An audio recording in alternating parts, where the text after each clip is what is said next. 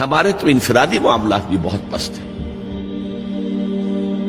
ہمارے تو معاملات آپس کے غلط ہیں، ہم تو جھوٹ اور دھوکہ اور فریب اور ملاوٹ اور خیانت اور غبن، اس میں تو ہم بہت ہائی مارکس جو ہیں سیکیور کر رہے ہیں۔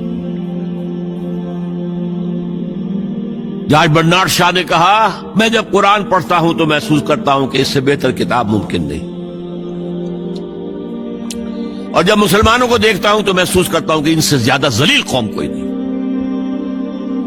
یہ گواہی ہم دے رہے ہیں، یہ محمد کے ماننے والے یہ ہیں، یہ ہے امتی محمد کے، جو اپنے پاؤں پہ کھڑے نہیں ہو سکتے، جو اپنے معاملات مینیج نہیں کر سکتے، بیکاری،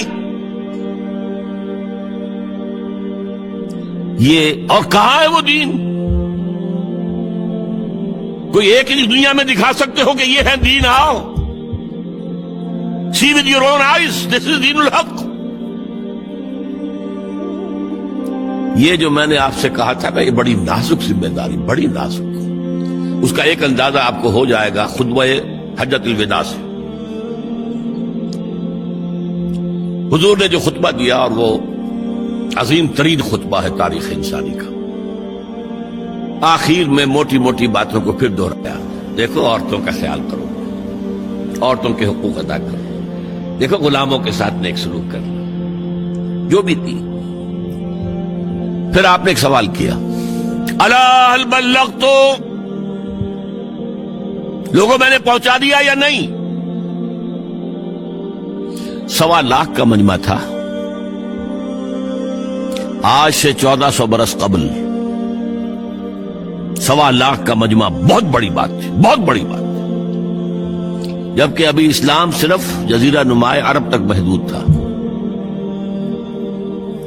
آج بھی پہلے کبھی ہو جاتے تھے 28-30 لاکھ بھی، ان مینیجیبل ہو رہا تھا معاملہ۔ اب سعودی عرب کی حکومت نے کو مینیج کیا، پابندیاں لگائی تو 20 لاکھ، یہی ہے نا، 1.25 لاکھ کا بن۔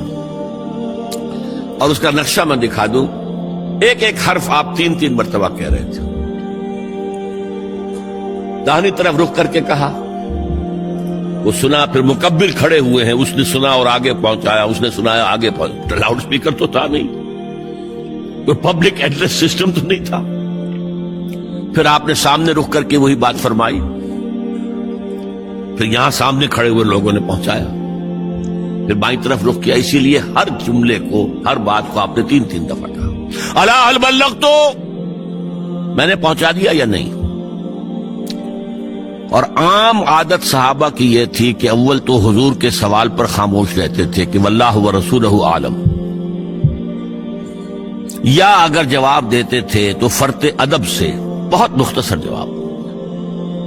وہ چلبلے قسم کے شاگرد جو ہوتے ہیں، جو استادوں کو بھی پڑھانا چاہتے ہیں، صحابہ کرام اس طرح کے نہیں تھے، اپنی لیاقت اور ذہانت کا روب جو ہے اپنے استادوں پر گاٹتے۔ وہاں تو یہ تھا کہ ایک بات جواب، یہاں 4 جواب دیے ہیں صحابہ نے۔ انا نشهد انك قد بلغت الرسالة واديت الامانة ونصحت الامة وكشفت الغمة۔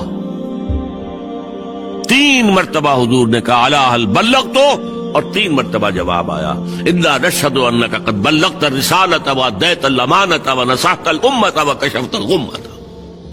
اے نبی، ہم گواہ ہیں، آپ نے حق رسالت ادا کر دیا، آپ نے حق امانت ادا کر دیا۔ یہ قرآن تو ہمارے لیے اللہ نے نازل کیا تھا نا، آپ کے پاس تو امانت تھی۔ آپ نے امت کی خیر خواہی کا حق ادا کر دیا، آپ نے ہر قسم کی گمراہیوں کے، اندھیاریوں کے، اندھیروں کے پردے چاک کر دیے۔ 3 دفعہ یہ جواب لے کر انگشت شہادت سے اشارہ کیا آسمان کی طرف، پھر لوگوں کی طرف، اللہم اشہد، اللہم اشہد، اللہم اشہد۔ اے اللہ، تو بھی گواہ رہے، یہ مان رہے ہیں کہ میں نے پہنچا دیا۔ They can't sue me in your court on the day of judgment۔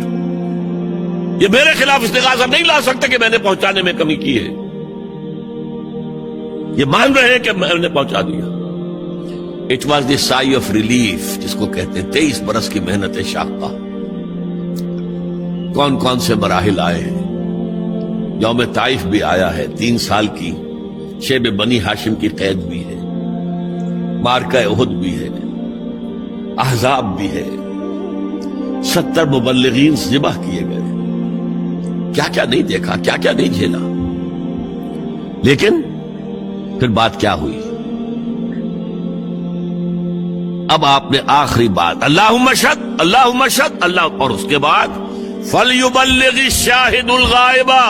اب جو یہاں موجود ہیں ان کے ذمے ہے کہ پہنچائیں ان کو جو یہاں نہیں ہے. میں فارغ، میرے کندھے سے بوجھ اتر گیا، اب تمہارے کندھوں پر آیا. اب اس غائب میں وہ بھی تمام لوگ شامل تھے جو اس وقت دنیا میں تھے اور وہاں نہیں تھے. شاہد اور غائب کا لفظ آ گیا جہاں سے میں نے بات شروع کی تھی، شاہد اور غائب. شاہد موجود، فَلْيُبَلِّغِ الشَّاهِدُ الْغَائِبَ، اور غائب میں وہ بھی ہے جو قیامت تک آئیں گے.